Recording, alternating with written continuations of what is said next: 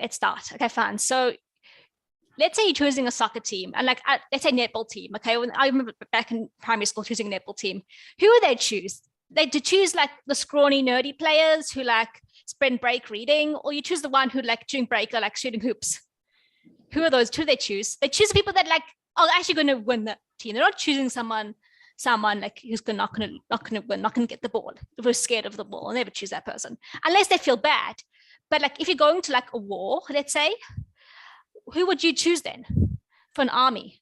Would you choose like the scrawny, nerdy players who like just sit and read all break, or the people that go to the gym once a day, maybe twice a day, you know, before work and after work, and they like really fit and they swim and all these crazy, like, who would you choose for your army? You would choose this fit player, and basically the scrawny players would never want to join the army because they just know they're going to lose. So they want to be beaten up, you know, so they'd stay away. But what happens in the Chanukah story, we have these yeshiva bachas going out to fight. Now, that's the craziest thing to do. First of all, they sit all day and they learn. They actually were kohanim, so they didn't work. So they were kohanim, right, Malka? They did. I'm like, yeah, they are, right? No, anyways, they didn't work. They happened to be strong because kohanim were strong, I think, for the temple service, but they spent the whole day working. In fact, during this time period, they actually fasted all day, and instead they decided to go out to fight the Greek army, which is basically the South African army taking on the IDF. It's like the craziest situation in the whole entire world. But why are they doing it? Because they believed that they had Mil Hashem Alai, they were fighting for Hashem. But why they do such a crazy thing, the silliest thing in the whole world, they believed in the one reason why yes, instead of the 99 reasons why not. This is actually saw this quote about actualizing your own potential. And I felt like it was also appropriate times of the Maccabees, because yes, there were 99 reasons of all the things that could go wrong, them fighting the Greeks, but there was one reason why they would go right, and they followed that one reason. And also, which is Hashem is going to help them. And maybe using guerrilla warfare tactics, they might beat the army. And they get that the one reason, they made the choice to follow that one reason. And their one reason why yes, boiled down to choice. And we are in life are given reward for the choices we make, not necessarily the outcome. A seminary teacher told me that like scenes past, choices last. Like, you're never going to have this opportunity to make a choice to do the right thing again. So you have to make a choice. What choice would I make that for my spiritual good if all physical obstacles were removed?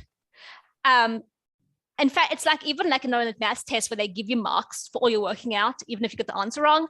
That's pretty much what God does. He gives you a mark for all the choices you make, even if you don't get the end result. And furthermore, they had another thing is, what else? Therefore, they did it even if they weren't going to win, even if they'll die trying, because they knew that by standing up for God, it's time of Shmad, they were going to win. Not necessarily Greek-wise, but God-wise, because because they were making a choice that was for their spiritual good, and even if they die trying, but they were on God's side, which did help a lot. You see, we say in Kiddush, fine that, like Kiddush, we say in Bereshis, Oiseh Ma'aseh Bereshis, Hashem Oiseh, which means Hashem, present tense, is making the world, which means Hashem recreates the world every minute, which means in a way, Hashem is the chief animator of the world. Let's say I throw a ball up in the air, and like an animator would draw the ball over here, a ball over here, a ball over here, a ball, until eventually you have the ball going up in the air. That's pretty much what God does every minute. If I move my arm, he makes my arm go up.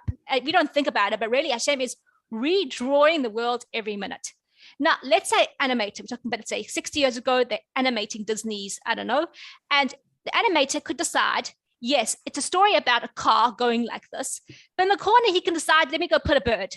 He can decide to do it because he's drawing it. No one really cares. No one's going to say it shouldn't be there. He's the one drawing it.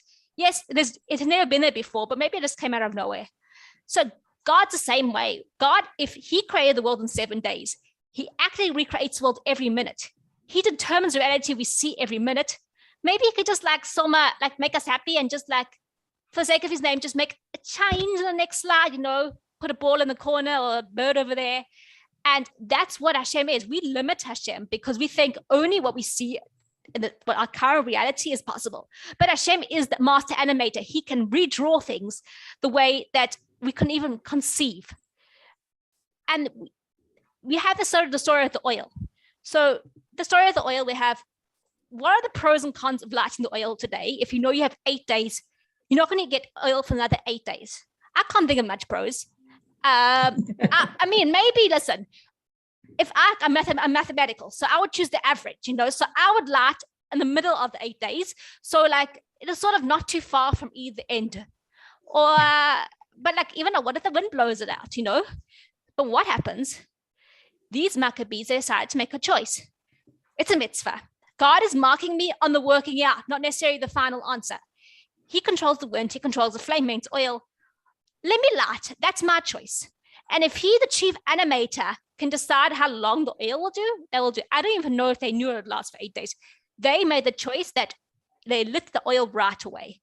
And God, they believed in the one reason why, yes. And they lit the menorah on the 25th. And it was still lit on the 26th, and the 27th, and the 28th. And this is crazy. Oil doesn't last. I mean, my candles, Friday night don't last that long. I mean, thank God. But 29th, the 30th, the 1st, the 2nd, 8 whole days. Why? Because they did not believe in God. They did not limit Hashem. They had, if there were 99 reasons why the reality would never be that way, they believed in the one reason, that is Hashem can do anything. So that one reason is that, they say open for God the size of a small keel hole and he'll open the rest. They said, listen, God, I'm lighting this candle, you deal with it. Because if you have hope that things can be different and believe that Hashem can make things different, you can see miracles. And in fact, we have seen many of our heroes have done this, not just with the oil, not just with the Maccabees. So many of our people before us, even let's say Nachshon ben Aminadav, splitting the sea, he just went, that guy, he went into the sea up to his nose.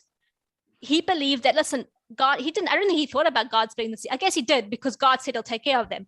But he decided he's going to be marked for the working out, and he went into the sea. And I'm actually going to tell you a story that actually took place Chanukah time. So there was a lady named Evalu, and she used to go every Chanukah to give out Chanukah gifts in the hospital. And one day she had like a list. In the old days, now they don't do it because of anti-Semitism, they used to have a list of all the Jewish patients. So she saw there was a baby on the list, and she visited him, and there was just no parents by his side. And like, this is a bit strange. And she was a bit puzzled, and she was curious, but she tried to mind her own business. And then then she overheard the nurses talking that the baby was being put up for general adoption. He had health problems, and his parents had two girls, and it had been a very hectic pregnancy, very medical complications. They had 2 daughters, and they didn't want to bring a child home into their lives, introduce them to the family, only for them to die on them. It just would make the daughters so upset. So they just pretend, let's just leave the baby, let someone else take care of him. We don't need to bring heartache into their lives, and we can't judge them because it's a really hard decision. But that's what they did. But the problem is they decided to give up for general adoption. So a non-Jewish couple was even planning to adopt the baby the next week. So Evalu was like, what? A Jewish baby going to a non-Jewish family? Like, how can that be? Like, it just doesn't work. So what she did is she called the case manager and begged for the opportunity to find a Jewish home. And now, a truth is, she didn't mind her own business in this case because she believed in the one reason why, yes. Yes, there were 99 reasons why it was none of her business, 99 reasons why if someone else is meant to adopt baby next week, you shouldn't get involved, 99 reasons why it was too late to make any choice, but she believed in the one reason that it was worth a try, and one reason that God was on their side, and the one reason that she's being marked for the working out. So the case manager spoke to the family, and the message they got from the birth family was, whatever, we don't care. They are coming on Monday to sign adoption papers. They don't care if it's going to go to a Jewish, non-Jewish family, if he's going to be raised in anyway. They don't care. They just want the matter closed ASAP. That's it. They don't even know the baby's going to live long anyway. So why is really making such a fuss? But it was the end of the week already, and this lady was like, could she find a new family who was able to take the baby before the Monday deadline. But she focused on that one reason why yes. And she prayed. And she's like, listen, of all the things going wrong against me, I'm going to focus on the one reason why yes, instead of the 99 reasons why not. And she had to find a couple that had been approved by social services to adopt a baby, a couple willing to take in a sick baby that might die on them, and a couple able to be there on Monday morning to sign the papers. So what did she do? She phoned this couple and that couple, and she phoned her children. Do you know of a couple that was able to take this baby? Like, she really just needed someone. And so she kept phoning, but she just prayed. And when you have hope, past belief, there could be miracles. Indeed, there was one couple that met the criteria. They happened to call they called a rabbi. And they told him a story, and the rabbi said, they had this baby, they don't know how long he's going to live, is it worth it to adopt him? And the rabbi said, even if the baby lives for like a day, it's still worth it that he goes to only a Jewish family. He only goes to a Jewish home. So that's what they did. So on Monday morning, they paid the papers. 13 years later, Eva Lou, also known as my baby, sorry, spelling mistake, was at the bar mitzvah of that boy. And she also went on to attend his wedding. And her grandson, my brother Hillel, was also Gabbai when that boy named his first daughter. It turns out the medical complications weren't as serious as they thought, and he lived, and thank God, may he keep on living. May he keep well. May he live well and healthy and continue to raise. But he has a whole family now. He lives in Beit Shemesh. And all because one lady believed in one reason why, yes. One reason why, even though it was none of her business, it was worth getting involved. And the parents, by choice, we should also give credit to his adoptive parents who raised him. The one reason why, yes, they raised a baby who, when they were given him, everyone thought he'd die in a few months. But they believed even if there's 99% chance he's going to die, if there's 1% chance he's going to live, we're going to raise him, and they raised him. So the idea is whether you think and one thing my teacher taught me in school was, whether you think you can or you think you can't, you're right. That's what my baby did. And the ability is we have to think about what stuff we do. So now back in current situation, we started this year for my dad, but other things came up is we're all praying right now for a shlem for someone we know. And I see the group room all day. Everyone's praying and praying and praying and praying. Why are we praying? Without knowing because of the situation, we're just praying because we believe that prayer does everything, and we're believing in the one reason why, yes, God created the world, and he's the one who determines ultimate reality, and we're praying to the one reason why, yes. In fact, first of all, one way, of course, we do it, I'm sure, in our personal lives, is that we don't even need to pray. We do need to pray, but we don't have open a siddur in our heads. If we just realize that God is a chief animator, and if you're sitting in traffic and you I don't know, washing dishes, I don't know if you do that in South Africa, you think, visualize God creating the world, creating a new reality every minute, and ask God to change the reality because he's that cool. Also, we say Tehillim, keep on saying that Tehillim. What is Tehillim? Tehillim it's almost like someone giving you a giant keychain. So even though there's some that you connect to more, like let's say there's like the 23rd Psalm, the Lord is my shepherd, thou shalt not want. So if you say that and relate it to the situation, it makes sense. 121, it makes sense. But what if you got this obscure Psalm that's talking about a war or something? It's like, you're like, what's going on? Like, how can this be connected to my situation? But the fact is, we don't know what Tehillim does. Tehillim is like you are given a keychain of 150 keys, and each key goes to a certain door. And someone great, Esther, David, Solomon, Moses, Abraham, the Levite, they were the ones who made a key to match that door in heaven, which we don't know. So each psalm you say is a different key, and it's opening up different doors to a palette of goodness. So, summarize. So initially, we heard about the one reason why yes, instead of the 99 reasons why not, in terms of actualizing our potential. So let's say start habits. So like even I had the situation, like I was starting a new habit, let's say last week, and I was laughing at myself because I've tried to start this habit so many times before and it's never worked out. And I was like, listen, 99 reasons why not, one reason why yes, I'm 1 week older. it'll be different this time. And or let's say going for a job interview, women tend to generally underestimate themselves. Men are like, even if they only meet 3% of the qualifications, they still apply.